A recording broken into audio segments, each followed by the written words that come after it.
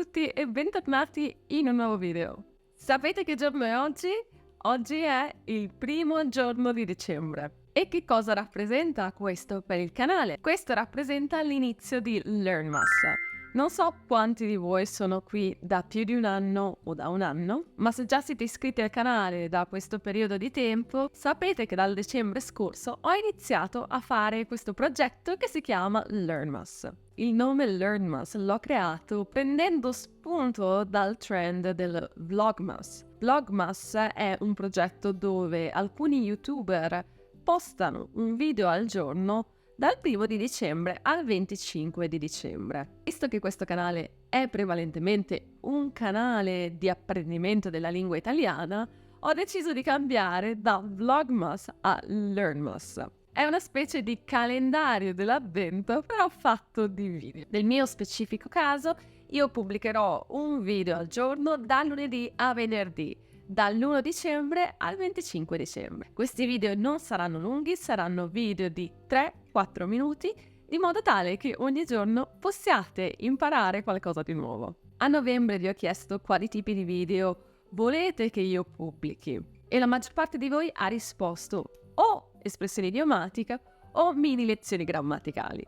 Per questo motivo i video che pubblicherò in questo mese di dicembre saranno video che riguarderanno questi due aspetti della lingua, con l'eccezione di oggi dove farò un video un pochino differente. A differenza del Learnmas dell'anno scorso, ogni venerdì ci sarà un video quiz. Il video quiz sarà basato sugli argomenti trattati in quella settimana. Questo servirà a vedere se avete imparato in maniera corretta quanto è stato insegnato nei 4 giorni precedenti. Direi che più o meno ho spiegato di cosa si tratta questo progetto del Learnmas, dunque possiamo iniziare con il nostro primissimo video. In questo video vi insegnerò alcuni vocaboli molto importanti per questo mese di dicembre, per il mese di Natale. A fine video conoscerete un po' di vocaboli natalizi. Probabilmente già lo sapete, ma Natale significa Christmas in italiano. Babbo Natale è il termine italiano per dire Santa Claus.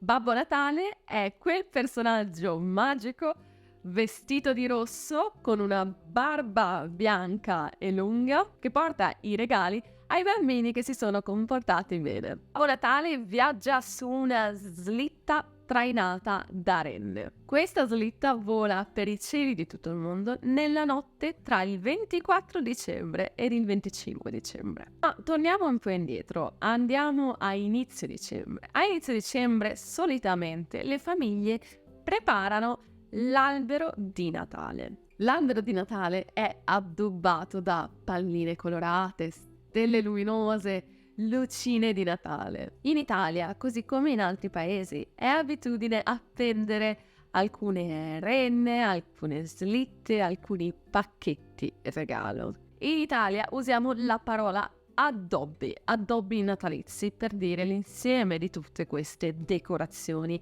che noi mettiamo sull'albero. Molte famiglie, ma non tutte, preparano anche un presepe. Il presepe è una rappresentazione artigianale che rappresenta la nascita di Gesù. Nel presepe, infatti, possiamo vedere la Sacra Famiglia, così come pastori, animali e altre statuine che rappresentano questo momento importante. Molto spesso sulla porta di casa mettiamo una ghirlanda. La ghirlanda solitamente è di forma rotonda ed è realizzata in legno, agrifoglio, stoffa ed altri materiali. Li ho già nominati prima, però volevo vederli uno per uno. Sto parlando degli addobbi natalizi.